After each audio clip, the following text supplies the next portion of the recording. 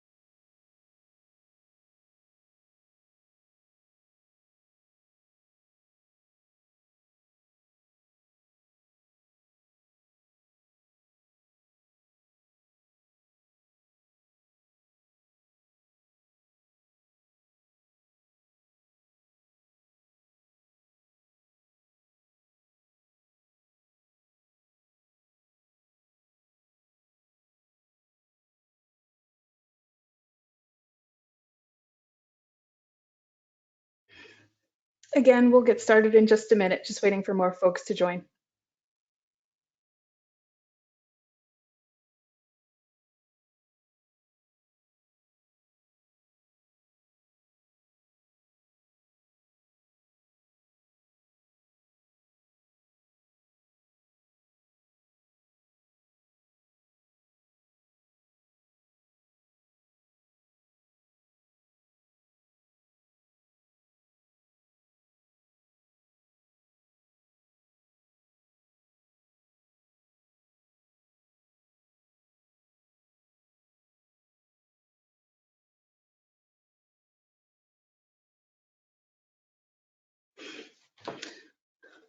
Okay, well, good afternoon, everyone. My name is Natalie James, and I'm the Coalition Builder for Prosperity Indiana, and I'll be your moderator this afternoon. It's a pleasure to have you to participate on today's webinar, Evicted in Indiana Part 2, Landlord-Tenant Relationships Before and During COVID-19. This webinar is sponsored by the Indianapolis Foundation, the Greater Indianapolis Multi-Faith Alliance, and the Hoosier Housing Needs Coalition. The Hoosier Housing Needs Coalition was formed by members of Indiana's housing security advocacy community in April 2020 to support advocacy and education related to housing and homelessness prevention in response to the COVID-19 pandemic. Staffed by Prosperity Indiana through advocacy and coalition building grants from the National Low Income Housing Coalition and the Central Indiana Community Foundation, the Hoosier Housing Needs Coalition convenes partners from across Indiana to advocate for immediate, medium, and long-term housing stability policy solutions and conduct education and research to achieve federal, state, and local policies for an equitable response in recovery to the pandemic and beyond. In 2016, Eviction Lab published a list ranking Indianapolis as the city with the second highest number of evictions in the nation, second only to New York City. In addition to Indianapolis, Fort Wayne and South Bend also made it onto the list. Despite a number of larger cities in Indiana ending up on this list, many of Indiana's smaller cities and rural areas actually have even higher rates of evictions. So this is truly a statewide problem that undercuts housing stability and the economy in communities across Indiana. Today, we will be hearing from a number of local experts about the toll that eviction has taken on Indiana. Towards the end, we will have the opportunity for Q&A. And now some housekeeping items. Please be aware that all audio is muted. If you would like to ask a question, there are two ways to do so. You can use the raise hand icon on your screen. We will unmute your line and you may ask your question or questions. You can always type your question or questions into the Q&A box, which is also located on your screen. We all know that technology can be trying these days, especially while working from home. So if you lose your connection, you may also reconnect using the link emailed to you. Finally, after today's webinar, you can find both the presentation and recording available on housingforhoosiers.org under the Hoosier Housing Needs Coalition section. And now I wish to turn it over to Jessica Love, Prosperity Indiana's Executive Director, for some opening remarks. Jessica? Thanks, Natalie. Good afternoon, everyone. Thank you for joining Prosperity Indiana and the Hoosier Housing Needs Coalition for another webinar focused on evictions. We've been diving deeply into this area of concern in hopes of preventing a massive surge once the moratorium lifts and even mitigating major waves in advance of a January 1 date. We know that renters are not the only element in the equation when it comes to eviction. Today, we will learn more about the landlord-tenant relationship in Indiana, and we surely have strides to make in this state related to landlord-tenant laws.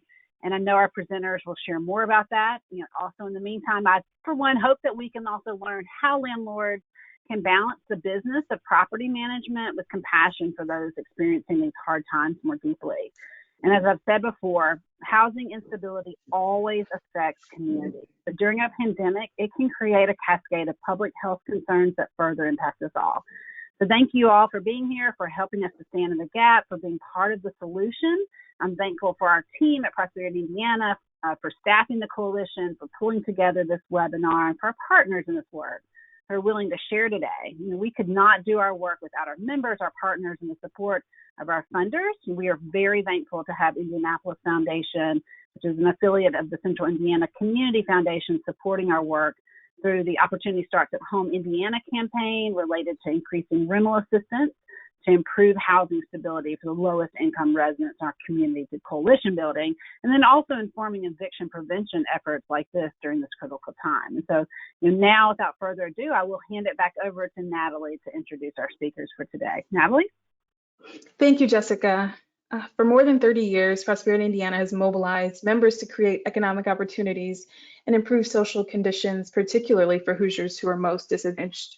As a statewide cross-sector membership network of approximately 200 organizations and individuals, Prosperity Indiana's impact through members has strengthened communities and improved lives in rural, suburban, and urban areas in every community, in every county.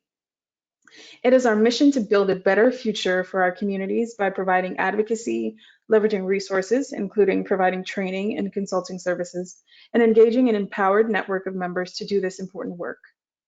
Our members represent human services, the arts, legal aid, congregations, workforce development, real estate, health services, financial institutions, philanthropy, all levels of government, community action agencies, private and nonprofit affordable housing developers, local economic development organizations, and more. If you are not a current member, please go to prosperityindiana.org to learn more. This webinar is part 2 of a 3-part series entitled Evicted in Indiana. The purpose of this series is to provide an educational resource statewide for those interested in the issue of eviction in Indiana. The recording for part 1 of this series is currently available on the Housing for Hoosiers website, along with a registration link for part 3 of the Evicted in Indiana series, as well as a reading guide for Matthew Desmond's book, Evicted. A link to this site will be dropped in the chat for your convenience. You can also find more information about the webinar series and the reading guide on the Housing for Hoosiers website. Housing for Hoosiers is also where all information for the Hoosier Housing Needs Coalition is hosted. Our first presenter is Amy Nelson. Amy Nelson is the Executive Director of the Fair Housing Center of Central Indiana. The mission of the Fair Housing Center is to ensure equal housing opportunities by eliminating housing discrimination through advocacy, enforcement, education, and outreach. The Fair Housing Center has a service area of 24 counties in Central Indiana, reaching a population of over 2.5 million. The Fair Housing Center works to prevent housing discrimination through its advocacy, education, inclusive communities, and public policy programs. It conducts investigations to uncover violations of fair housing laws and files enforcement actions to stop identified discriminatory practices, offers a diverse array of education programs to build knowledge of fair housing laws, and works to strengthen fair housing policies at the local, state, and federal levels. Amy believes that all people deserve safe, affordable, and accessible housing that is free from discrimination. She has managed nonprofit fair housing organizations and programs since 1997, working previously at the Fair Housing Center of the Dakotas and Housing Opportunities Made Equal of Virginia. She currently serves on the board of directors of the Central Indiana Realtist Association, the Indiana Coalition for Human Services, and Prosperity Indiana. Welcome, Amy.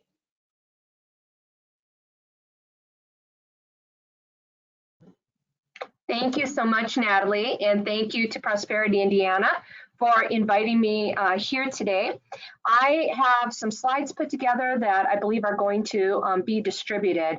And because of that, I have some extra slides in here that you will be able to get when you download them, including my contact information, some information about us as well, and information about the work that we are doing here in Indiana outside of what is our topic here today.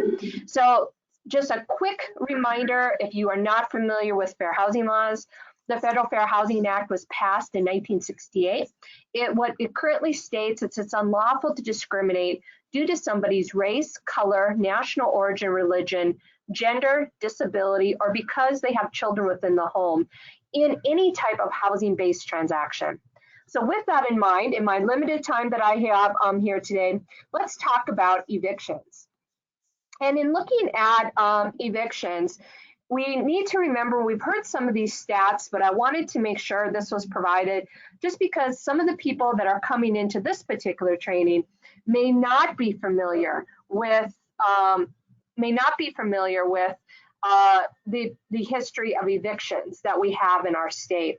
Here in Indianapolis, we are second only to New York City in the number of court-ordered evictions. That was based upon 2016 data. And we were ranked 14th highest for major metropolitan cities overall when it came to our overall eviction filing rate. But Indianapolis is not alone in that respect. We also have several mid-sized cities as well as several small and rural cities that also made these lists as well. So let me show you that. For the largest cities, Fort Wayne, Indianapolis, and South Bend made the list, and this is through Eviction Lab. And this is through, if you're not familiar with Eviction Lab, this is a project that came out of the book Evicted. We also have 6 mid-sized cities in Marion, Elkhart, Kokomo, Lawrence, Lafayette, and Gary. And then we have 4 small or rural areas that, again, all made the highest evicting cities list. Even when you take into account, and I'm going to show you Indianapolis data, but you can go to the Eviction Lab site and take a look for yourself by downloading additional information there. Even when you look at similar poverty rates, similar racial demographics, Indianapolis certainly stands out in the number of eviction filings that are there. Say, for instance, in comparing to Columbus and Louisville, here you have cities. Columbus has a very similar poverty rate at 16.7%, almost identical to Indianapolis's poverty rate. Louisville has a 13.2% poverty rate for slightly lower, yet that very first arrow, you see how many more evictions that are being filed here in Indianapolis. When you go down toward the bottom, you look at the presence, the demographics related to Black or African Americans.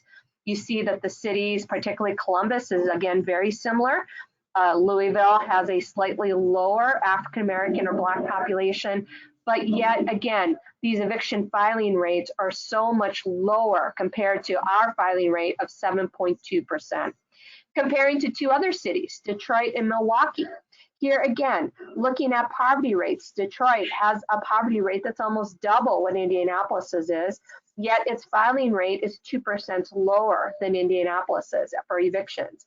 Milwaukee has a poverty rate that is at 24% compared to Indianapolis 16%. Yet again, its eviction filing rate is 4.25% versus Indianapolis 7.27. And then you see the demographic breakdowns below. Then we have issues of habitability, which I don't want to get lost. When we talk about evictions, we need to always remember that evictions are the final outcome of typically a broader housing-based issue, issues around affordability, substandard housing, and then evictions and housing discrimination as well. And here are some stories that I pulled earlier this year based upon just 6 months of news stories here in Indianapolis about substandard housing issues, including retaliation when individuals contacted legal services or public health to complain about eviction. So what's the impact of a notice of eviction? And here's where, as companies are using tenant screening companies, housing providers are using these companies to be able to make quicker decisions as to whether or not they should or should not rent to a prospective tenant. These tenant screening companies, we are discovering, do not differentiate between the simple serving of an eviction versus an actual court-ordered eviction. And we need to remember the serving of an eviction can be based upon any number of different reasons. It could be completely a mistake. It could be in retaliation, like those stories I showed you just a minute ago, for somebody contacting legal services or public health. It could be discriminatory as to why somebody is being evicted, or it may be legitimate as part of that process. But those companies aren't going to differentiate. And so the sheer filing of an eviction is going to follow tenants around for years to come in their future housing searches, because so many housing providers use those companies to determine if somebody will or won't be rented to. And very often landlords don't get the details as to why somebody was denied. And here's that long-term impact that we're talking about that has escalated during the COVID pandemic. And there was a recent news story that really talked about this, that these types of disputes that could be, for instance, misunderstandings, or individuals work them out. The tenant and the landlord worked it out without having to go through with an actual court-ordered eviction. Yet that data is being scooped up and used in a way that may not be accurate, and often don't represent the resolution of the case. And then we also need to talk about just the shortage of the information that's available.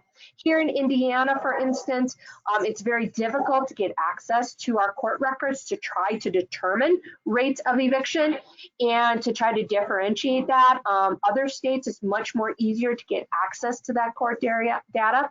So that's a barrier that we also have here in our state. And then there's the fair housing impact. Groups like mine, other civil rights groups have been looking at this particular area. There was a case that was filed out of Washington State a few years ago. That case remains pending, that alleged that the use of these tenant screening companies were disproportionately impacting women of color, particularly Black and African American women, where a report out there found that African American women were 5 times as likely to have a filing against them compared to households headed by white men in King County or the Seattle area of Washington State. And this is so imperative. The COVID pandemic is showing us how housing is truly the basis of everything. And the impact of housing loss was studied during, coming out of the foreclosure crisis, where it found that evictions and foreclosures ended up with higher suicide rates. 37% of deaths happened within 2 weeks of an eviction notice or a court hearing. 79% took place before the renters or owners actually lost their housing. This is truly a critical issue that we need to be addressing here in our state and across our country. So my last few slides in the last few minutes that I have here is, here in our state, it is the Fair Housing Center's position that the state of Indiana's General Assembly has passed laws that have put in place additional barriers for people to be able to secure safe, affordable housing that's free from discrimination. When I showed you those slides about substandard housing, you need to know that the Indiana General Assembly has passed a couple laws which has limited the ability of cities to be able to conduct effective housing inspection programs. For instance, cities in other states are able to do inspections once every 3 or 5 years, nothing very stringent, like once every 3 or 5 years, just make sure the housing is habitable and be able to be rented out. It is very difficult for cities to run those programs here in Indiana. The state of Indiana has also banned inclusionary zoning. Cities cannot mandate affordable housing development. They have to do it through incentives. And then there's also been fair housing and other law protections. And of course, here in Indiana, we saw earlier this year when there was a movement to take away the ability of cities to just put some basic tenant protections in place, and it had to go all the way to only Governor Holcomb's second veto of his administration in order to get that stopped. Last year, NPR also identified Indiana as the state most welcoming to landlords as well. And we see that in some research that has been published around equitable housing policies. Indiana is a state that has preempted all of those equitable policies here, taken it away from cities to be able to use within their toolkits. So with that, I'm going to turn it back over to our next speaker. While we're making that transition, just let you know, here in my slides that I'll send out, there's also some resources about some of our upcoming trainings and some of our publications as well that you can get access to. Natalie?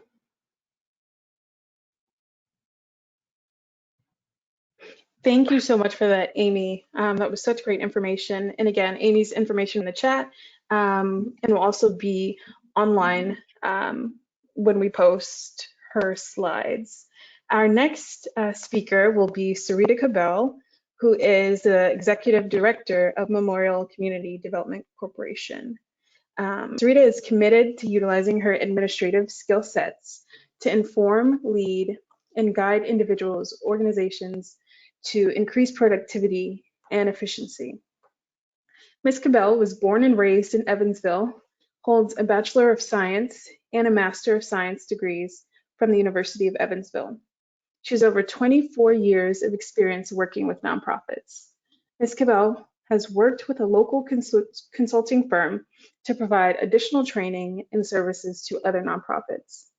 Ms. Cabell has attended numerous trainings, meetings, and networking events over the years surrounding nonprofits and community development, including grant writing, prenatal care, prevention programming, smoking cessation, tax training through the IRS and United Way, facility management, family supportive programs, Christian community development, microfinance, executive director training, and low-income housing tax credits, just to name a few.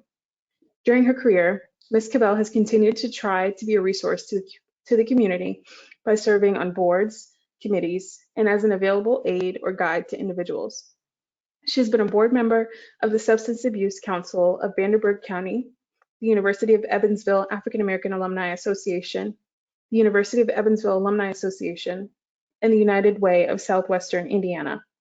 In addition, she has mentored young ladies through the community agencies, programs, and schools such as Boom Squad Incorporated and Boss High School. A teenage mother in high school who's overcome the odds of defeat and settling, she attributes all of her blessings to God and the people He placed in her life to encourage and support her. There are many, but she holds dear her mother, Rita Cabell, sister, Orlandria Manning, and one of the reasons she strives to make the world a better place, her son Donovan. Welcome, Sarita. Good morning. Good morning.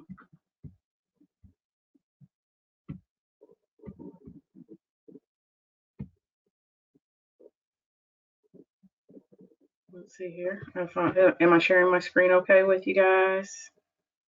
Yes, we can see it. Okay. All right. So I just wanted to kind of give a quick snapshot into a landlord's perspective, but also kind of give a little history as to what Memorial CDC does and how we deal with our tenants as a landlord. And so just a quick background about Memorial CDC. Our mission is stated here, and we were derived from the Memorial Baptist Church. So we are a faith-based CDC. And we look at what we call holistic development or community development. And so we look to change things, not just in one particular arena, but whatever may be affecting our community at that time. So whether or not it's economics, social, cultural, educational, or even the physical course. And so our efforts, of course, are to make Evansville a place that people are proud to call home.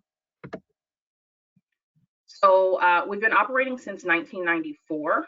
And housing was initially one of our key components of what we do. We still offer some other key components to the community, such as childcare, youth employment, garden market, and just a host of other supportive services for our community. But because housing has been such a huge issue in our community, we've really pushed forward trying to make sure that we provide safe, affordable, and decent housing to those that we serve. And so in 1997 and 1998 was our very first 10 units that we put into service, and that was 10 senior apartments. By 2008, we had completed 87 units. And as of 2020, we are up to 105 rental units. We've built 16 single family homes, of which we've sold 11 and 5 have been converted to rentals. And then we're currently in the process of building 50 more additional apartments, as well as waiting some funding to build 10 single additional family homes. So just kind of a snapshot picture for Memorial. Before COVID happened, we were operating at about a 97 and 99% vacancy rate. Typically no more than 1 unit per, at any given time was available for rent. We collected about 75% of our rents by the 5th of the month, which was typically before late fees kick in. And then we collected about 90% of rent by the 10th of the month, including those late fees. And then pretty much we had all rents in by about by the end of the month. We had about 98% of our rents in. And so we operated with tenants coming into the office, hosting, events 2 to 4 times per year, and did a lot of our notifications via, our doorknob notices or when tenants actually came into the office. And then just like a little description on our actual tenants. Typically, I like to say we broke them down into 2 divisions. And so uncomplicated or easy tenants. These are tenants that typically pay rent on time, 90 to 100% of the time. They notify us of issues immediately, whether or not, that's personal, whether or not it's something to do with the unit. They typically abide by the lease, and they communicate regularly, easily, and often, even if they're in crisis. And so even if someone's lost a job, they communicate that very quickly, and we work with them, and we try to find the best solution for them. And then we have the other group of folks that we like to call our complicated or maybe more difficult tenants. Typically, they're those that are chronically late. They rarely report issues, whether or not it's a broken sink or toilet or whatever it may have been. They abide by the lease 50% of the time. And they do not communicate well or often, whether or not they're in crisis. And so I just wanted to kind of put that information out there as to what we typically have dealt with over the years. And so before COVID-19 as a landlord, of course, we have mortgages, we have insurance, utilities, and other operating costs. We have maintenance issues. Of course, we have staff to pay. And then we have that responsibility to provide that safe, decent, and affordable housing that I talked about to some of our most vulnerable populations. And so we serve seniors, we serve families, homeless, victims of domestic violence, whomever that, whatever category someone may fit in, we serve them. And then we have those that typically are income eligible for most of our units. And so the low to moderate income persons, which are families of 4, typically earning about $53,000 or less annually. And so there's some scales to that, and depending upon some of our funding sources that we've utilized, that's what we typically go by. And so I like to use the word during COVID-19 because, of course, we're nowhere near the end of seeing how this pandemic is affecting us. And so our tenants, what we've seen is that really not much has changed. For those tenants that were the uncomplicated or easy tenants, they're still doing what they do. They still communicate, they're still paying their rent, they're still notifying us of issues or whatnot. And of course, the complicated or the difficult tenants are chronically late and still not communicating well with us. And of course, that still meant that us as a landlord, we still had mortgages, we still had insurance, we still had all of those responsibilities as a landlord to take care of those bills and things that we had, as well as still providing folks with a safe, decent, affordable place to stay. But what we thought about, and I had a conversation with another friend of ours who's also a private landlord, And so they stated that COVID-19 has brought out the best in me as a landlord. And then when I was talking with our staff, just, hey, how do you guys feel about what's going on with COVID-19? And they said, really our standard of care didn't change, but if anything, it has enhanced what and how we are tentative to our tenants. And so I wanted to put that scripture in where, we say, be kind and compassionate to one another. And that is from Ephesians 4:32. Because during a time like this, and Jessica and some of the other presenters have hit on it, is that housing is very crucial to community. And it's also very crucial to make sure that we still are compassionate to our fellow community members.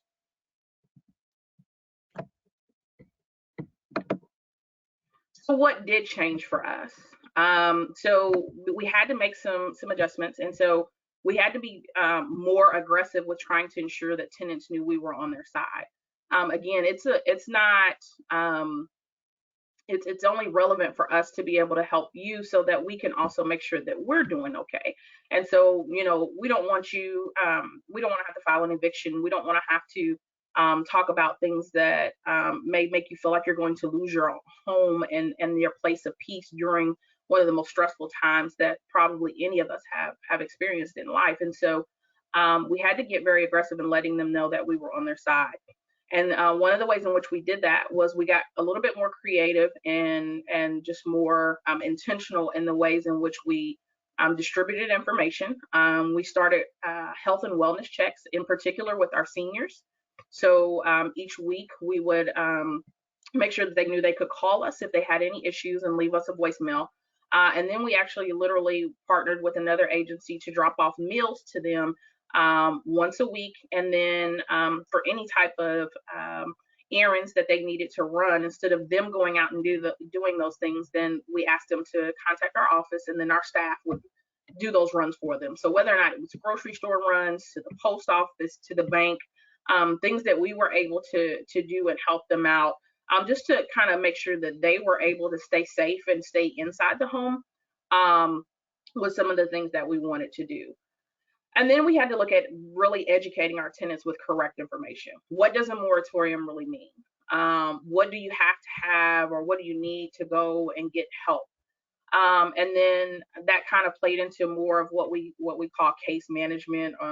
Internally, we don't have an official, title or position, but we had to help people navigate through the systems that were put in place to help them. And that wasn't just housing. So whether or not it was unemployment or utility assistance or job fairs, but most of the time we were definitely helping them navigate through like the IHCDA system, and then some of the other local systems that could help them get caught up on rent if they were behind.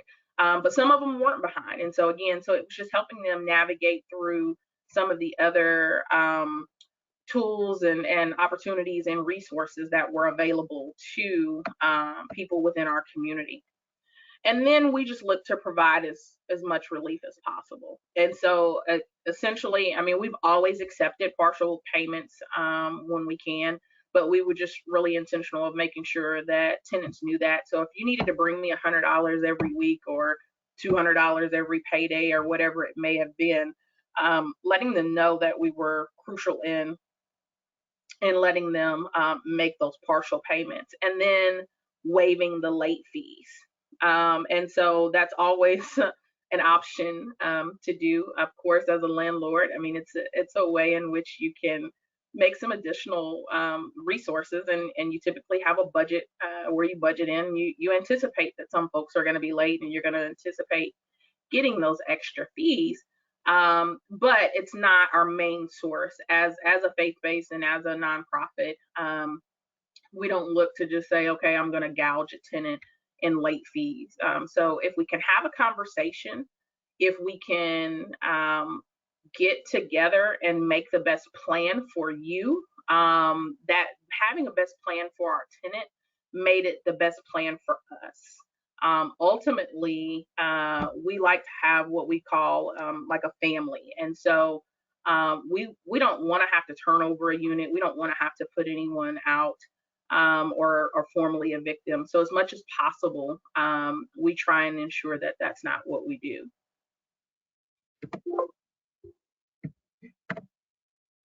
And one of the reasons why is that we believe that even though there was an tension at times, that by doing it for the right reason, things will work out. And of course, everyone deserves to be treated like a human being first. One of the things that Reverend Brooks, who is our president and former executive director, likes to say is that I don't build anything that I wouldn't live in myself. And I think our whole executive team has taken that mantra on, and even some of the other folks.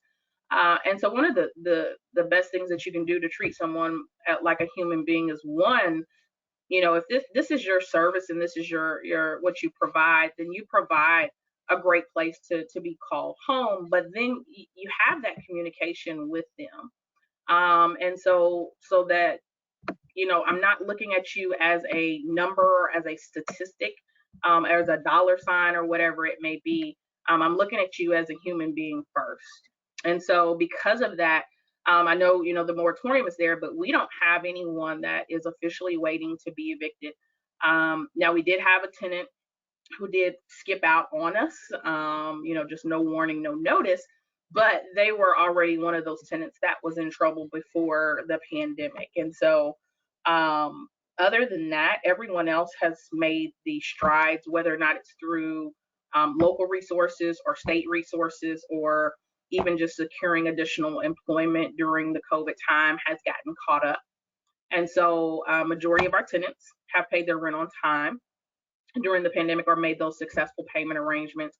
And then, thankfully, we've been able to pay our bills as a landlord. And so we're still able to provide them with that safe, decent, affordable housing.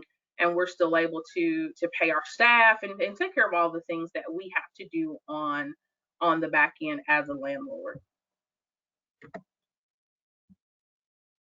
And so I didn't really want to get into stats. I knew Amy was going to be providing some other stats, but I hope that gives you a little insight into Memorial CDC as a landlord. And if there are any questions, please feel free to let me know or get with Natalie and the crew and let me know. Thank you. Thank you so much, Sarita. That was awesome information. And please, if any of our attendees have any questions, feel free to drop them in the questions box or in the chat. There's one question, I believe, for Sarita that's asking if you provide electric for your tenants, or do any of your properties have solar panels? Currently, we do provide, we do not have any solar paneled properties or whatnot. Most of our units are all electric. We do have 2 properties that are gas with their heating, but the tenants are responsible for their own utilities when it comes to their gas and electric. We do pay water, sewage, and trash. Okay, awesome. And a question for Amy, what are some of the most common forms of discrimination between landlords and tenants? What were they before COVID-19, and what have y'all been seeing during COVID-19?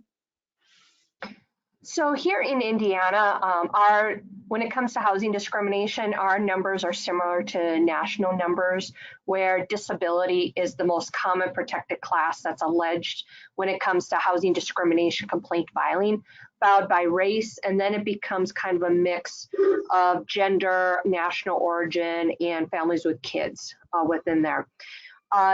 With COVID, we haven't seen those numbers switch that much.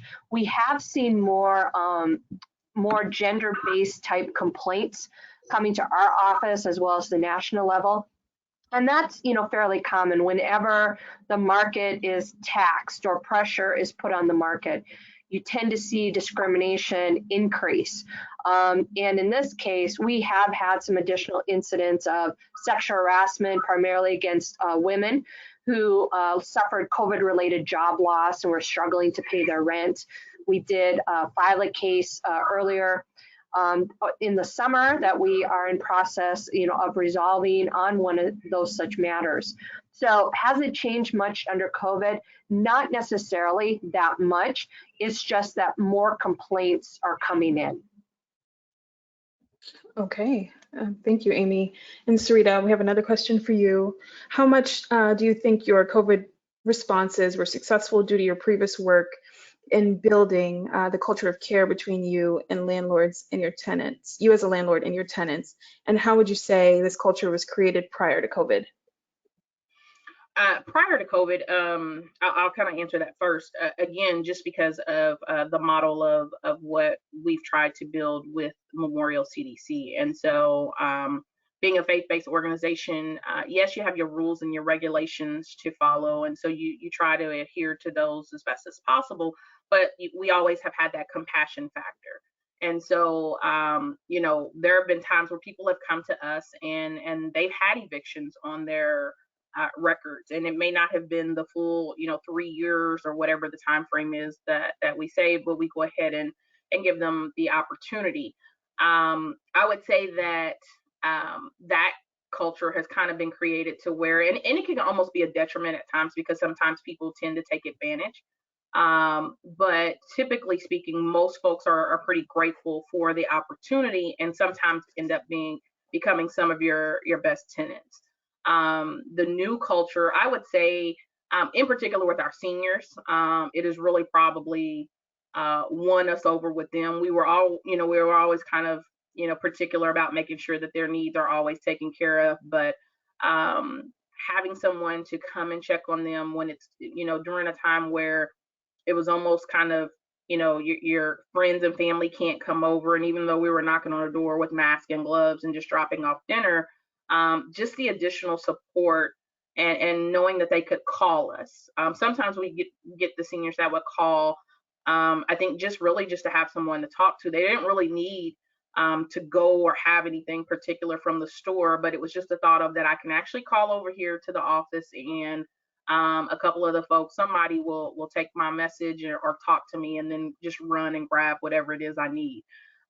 So in that sense, I think it was very successful in enhancing our relationship that we was already there. With those that I'd say it's probably been a 50-50 split with those that were in trouble prior to.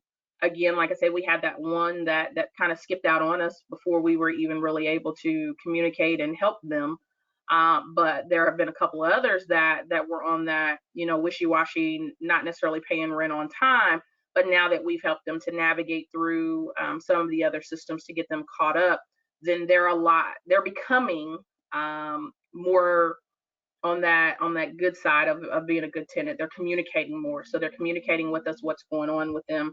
They're communicating what's going on with the apartment. They're communicating with, how job search is going or unemployment's going to not get into the same position that they were in.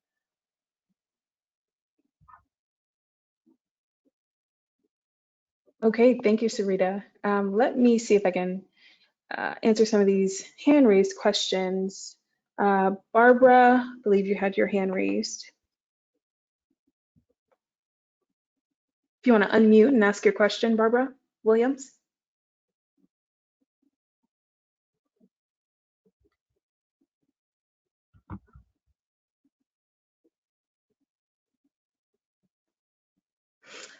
Okay, we can head on into the next question. This question is also for Sarita. Does Memorial CDC support legislation that provides renters with more rights or protection?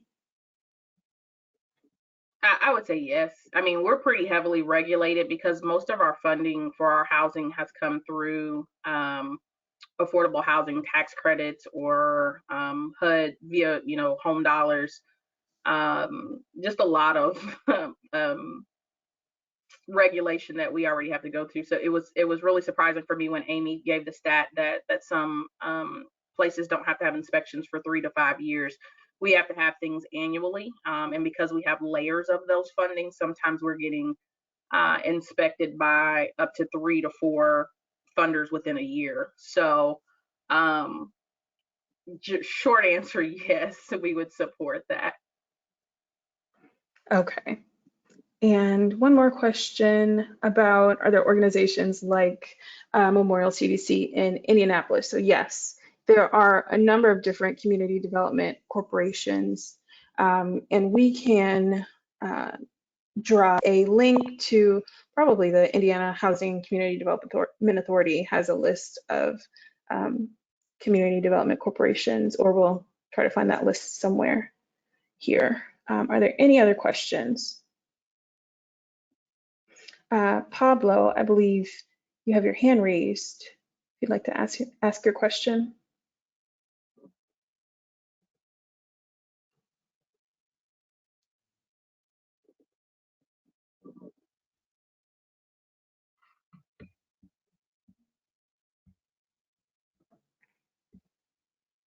Okay, are there any more questions? Feel free again to drop them in the questions box, and we will have folks answer.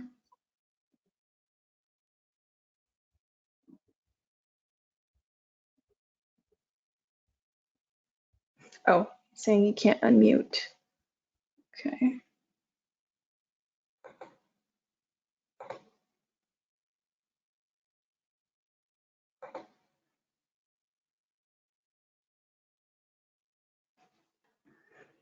Okay.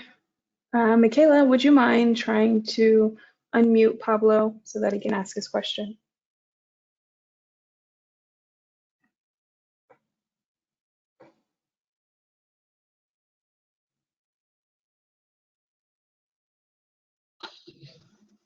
Pablo, unfortunately, it looks like we are having some technical difficulties and I am unable to unmute you.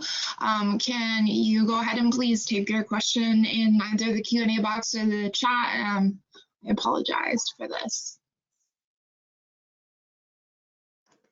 And then we got a question in the chat that says, what can we, or in the question box that says, what can we do? And I assume that means what can we do as community members to really support tenants during this time?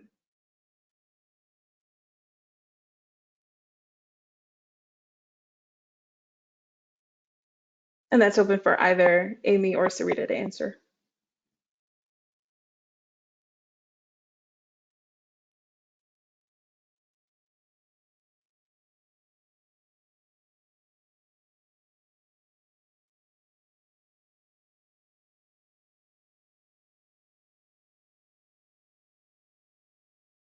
I would just say that learn your community and definitely attend meetings and see what landlords are doing. A lot of times you'll find out that landlords are in, they're at city council, they're asking for, rezoning, or they're asking for different things, and just become an advocate for your community as best as possible.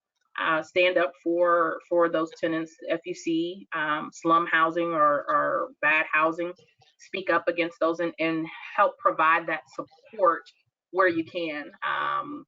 No matter what your position or your role is, you can become an advocate for them, and then support good housing. There are a lot of us that oftentimes that are in the affordable housing arena when we're seeking tax credits or other funding sources. A lot of people don't understand how it works, and so they look and just want to say, not in my backyard, when really the reality is that why not in your backyard? Because there's a lot of folks that this can help, and a lot of people actually qualify for affordable housing.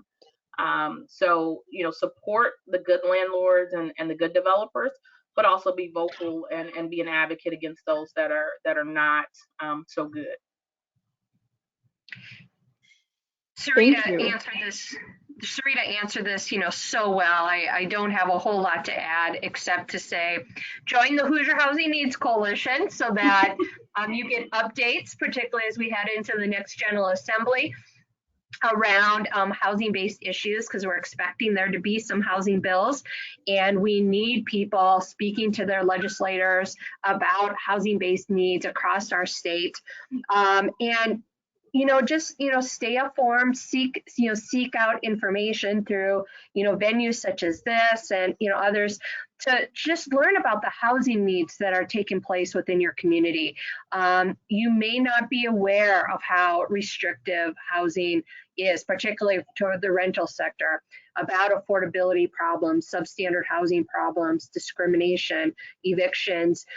Seek out that information. The fact that you're participating on this webinar is great, but please share that information with friends and family to get the word out, because housing truly is the basis for so much in our lives.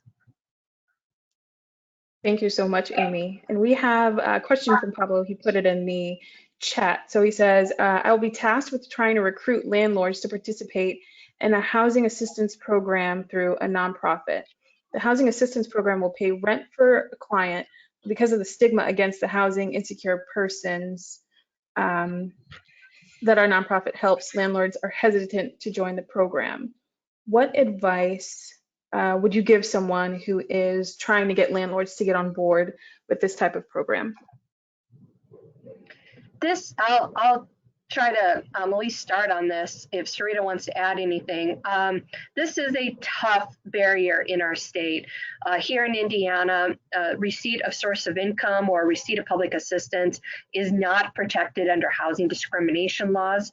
So it is a lawful form of discrimination. When I reference some of the so-called problematic bills that the Fair Housing Center has issues with, one of that was a bill that was passed a few years ago that banned the ability of cities to put those type of protections in place. So unfortunately, we can't take legislative action right now except around trying to get that bad bill removed, get it preempted. Because if an individual otherwise qualifies for that housing, how they pay their rent should not be a barrier. The housing assistance program was set up to give people an opportunity to get out of poverty by having that voucher, which gets them affordable and safe housing in other neighborhoods. Otherwise, we're left to just trying to work around education. So potentially, reach out to your local public housing authority to see if they have education programs where they are trying to get the word out about stereotypes, biases, misconceptions about the program to try to recruit other landlords, that way. Yes, Amy, you answered that perfectly. If I could add on to that with that education piece, there are responsibilities for those folks that are receiving housing assistance. So, it's not just on the landlord to have to do certain things. That tenant has to do certain things as well. So maybe making sure that they're educated on that, and relieving themselves of those stereotypes and biases. But also, maybe do that conscious check with them as to why are they in the rental property business anyway, and not just, we know that there's money to be made, but did you really start, whatever time frame that was, just to make money? Did you ever care about the quality of housing? Did you ever care about the people that would be, essentially providing you income? And sometimes people just need that kind of gut check. And when you're educating them, and a lot of times you'll find out that most people really do care as a landlord, but they can be scared and they can have been burned. And so it's making sure that you understand that it's going to come full circle. So do not become so cynical and so dismissive of this particular class just because of a bad experience or because of some misinformation out there. Be willing to learn. And I think if you give them that information, they can definitely potentially turn them around. Awesome. One more question for Amy. Who are the advocates in Indiana at the Congress level and the state Senate level? When it comes to housing related issues, most of them are members of the Hoosier Housing Needs Coalition. So those are from the advocate side, certainly groups like mine, Prosperity Indiana, Institute for Working Families, AARP Indiana, the Ross Foundation. I know I'm missing a lot of them, but those are some groups that certainly have come together just because they are otherwise active within the State House, to try to at least be a way to alert the general public about housing-related bills, so that the public can speak out if they have an interest on that particular housing-based legislation coming up here in the 2020 or 2021 Indiana General Assembly.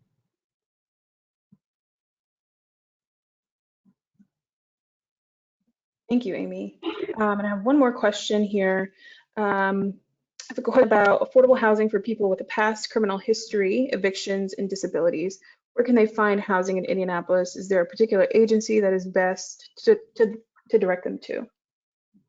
So when it comes to issues around those who have been recently incarcerated, I always refer people to the Marion County Reentry Coalition. There's a number of groups that are working together through that coalition. They very often have an idea as to housing providers who may rent to individuals with some sort of past criminal history. A reminder, under fair housing laws, criminal history is not protected in and of itself. It could be a fair housing issue if other protected classes, for instance, play a role, but in and of itself, it's not protected. So that's one place that I always suggest that place to start. Just really quick, the Fair Housing Center does have a criminal history page. If you go to fhcci.org and go under our education tab, we have a criminal history page. HUD has issued some guidance in this area back in 2016 that arrests should not be a barrier to a person's ability to get housing, and that individuals be individually assessed as it comes to their past criminal history as to whether or not they should or should not be rented to. And that HUD memo really goes into great detail. So it's a great resource in trying to get the word out of that area. And it also talks about where potentially it could be a fair housing based violation.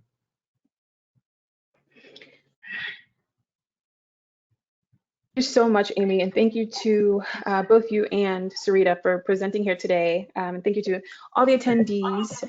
Our next webinar and last webinar in this Evicted in India series will be December 7th from 1 to 2 p.m. and we'll be talking about the health implications of eviction in Indiana during the COVID-19 pandemic.